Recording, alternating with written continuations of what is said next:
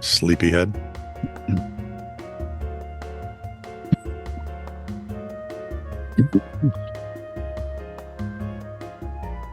This is True Really News. The perfect accompaniment to a good night's sleep. If you like a good night's sleep, perfect, and this is True Really News. but we're a perfect accompaniment for the insomniac. There you go. One of two things will happen. You'll be thoroughly entertained for the better part of 72 minutes. Or we'll put you right to sleep. Nice. Either way, win-win. So if you're an insomniac or want to be one, please like, subscribe, and follow. This is True Really News wherever you found us. That'd be great. You can leave comments there too. And hit that like button like 9 or 10 times. That would be nice. Like the snot right out of it, because apparently they like that sort of thing in the algorithm land. And it helps us. If you have a story you want to send us, or a longer question, comment, conundrum, or snark, or if you just feel like venting, TITR@netradio.the-network. Now, excuse me. This is True Really News with Scott Combs and Tony Vercanis. All the news you're about to hear is true, Really? as far as you know. Wake up! Huh? You know what I forgot to do? What? I forgot to tell you about Chris. Combs? Yeah, no relation? My brother Chris, no relation. You were supposed to tell me this Saturday, weren't you? Well, 2 Saturdays ago, I think, or a Saturday, maybe. I can't remember how the 3 weeks and 4 days. Or anyway, he calls me up yesterday, which is yesterday based on what we're doing right now. See, it gets confusing. Have you ever had vertigo while you're sitting? I seem to have vertigo no matter what position I'm in. It seems to be starting. So if you would carry on, please, quickly. He says, "What the HE double toothpicks is going on with you and Tony?" And I said, "What do you mean?" He goes, What do we do? "Well, you keep using all these euphemisms and stuff." And I said, "Haven't you been paying attention? The YouTube has been irritated with us, and so they've cut the amount of times that they suggest us to other people because of our bad language." I don't get you. Oh, God. Right? So You're going to fix that, right? Oh, yeah. No. That'll be the clip he puts out. That'll be the one. Just leave it right there. So we're trying to clean up our act. And actually, I was telling him I think the euphemisms are funny. So You didn't? I think the euphemisms are funny. Well, I told him just to wait, because there was one coming that should work beautifully. A whole story based on the euphemism, "The sandwich hit the floor." By the time of this airing, that will have aired. So It was great. I laughed. And Chris loved it. Until I stopped. Exactly. From the BBC via Patrick Reed. They're still around? Oh, yeah. It's amazing how the Reeds just... Do people pay attention to them like they do the New York Times?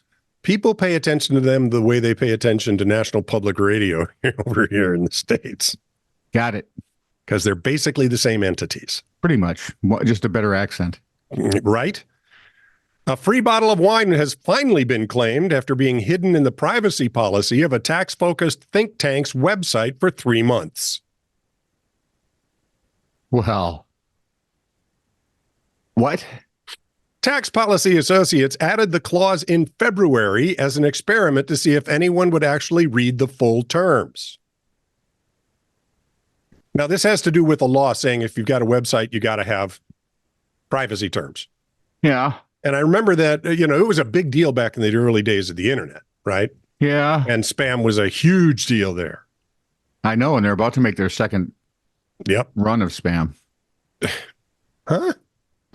Well, they made this huge batch, and they finally sold most of it out, so now they're starting on the second one. The nonprofit organization's head, Daniel Needles, shared a story in a tweet on X. Yeah, that's X. I know. Vestiges. Saying the first person to spot it would get a bottle of good wine. Well, what with the claim, the business has now changed the small print on its site. After the discovery, we know nobody reads this because we added in February that we'd send a bottle of good wine to the first person to contact us, and it was only in May that we got a response. February, March, April, May. Okay, I see how they're counting it. A sentence in their Oh, never mind that. Mr. Needle said the person who spotted the passage on his website kind of cheated because they were trying to write their own policy and looking for examples. Damn it. There you go. Being an example to business. Because they were trying to write their own policy, looking for examples. They then emailed the organization saying they guessed the bottle of wine was gone, but no, they were in luck. Mr. Needle said his approach was inspired by the one used by the band Van Halen, which is famous, who would ask for a bowl of... Yeah, oh yeah.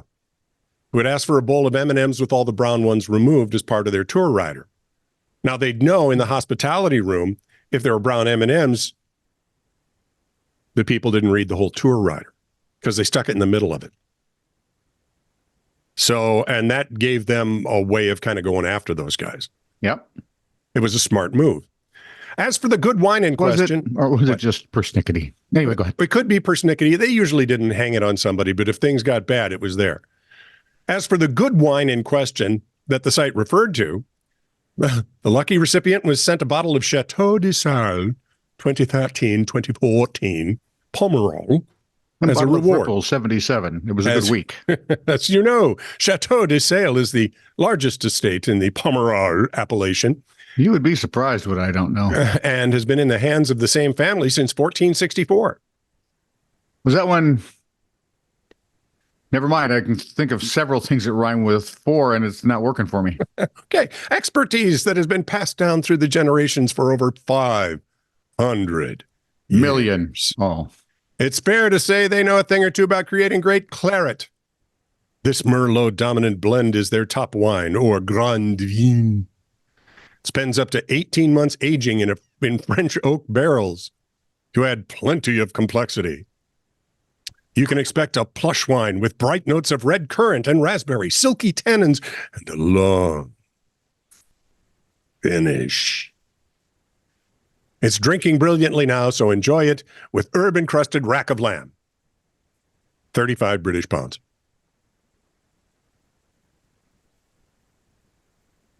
That's a good bottle of wine. Yeah, well, that's good. Not great, mind you. Yeah. Apparently good. Yeah. Nope. 80-year-old Sandra Rogers of Dunedin, Florida, lives on Peaceful Lane. Remember that name. Peaceful Lane. Last month, the Smoking Gun reported that Rogers left her home, walked over to a neighbor's house. 72-year-old John Ferroni. It could be Ferrone. Who knows? John, the aforementioned 72 years old, was washing his motorcycle. Police said Rogers first engaged in a verbal argument regarding his water usage, took pictures of him with her phone as he's using said water, and then things, as you may have, I know this will be a surprise, escalated. Otherwise, it wouldn't have been in the Smoking Gun. Rogers allegedly spit on Ferrone, although he's got all that water going. I'm not sure how, he could have noticed, and pulled on the victim's beard. Over his use of water? If they weren't 80 and 72, respectively, I'd say she liked him, and they were 8 years old in a schoolyard. How many 8-year-olds have had a beard? No. Come Not on. 6 years old in a schoolyard. Wow, that's even worse. It is. A 6-year-old with a beard is an imposter. He should be making money at the circus. A witness confirmed that Rogers was, in fact, the primary aggressor. She was arrested with a third-degree felony charge. Third-degree felony. Nice job, woman. What an idiot. So apparently her name should really be Karen Rogers. Yeah, right? She was freed on a $100 bond, ordered to have no contact with Ferrone ever again. For any reason. I'm persnickety. I'm actually curmudgeonly. Yes, you are. I can be crabby, grumpy. Yep. I can be like a whole host of dwarves. Doc.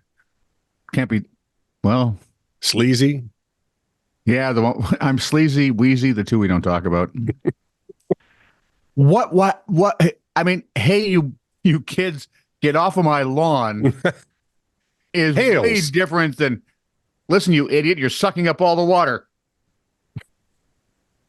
And you're an 80-year-old woman. Oof. So I'm guessing the walk over took a minute. Well, right. What if she took one of those go-karts that they drive? And now I'm curious Yeah. because John sounds like he might have been a biker. Oh, yeah. How do you live if he's a biker?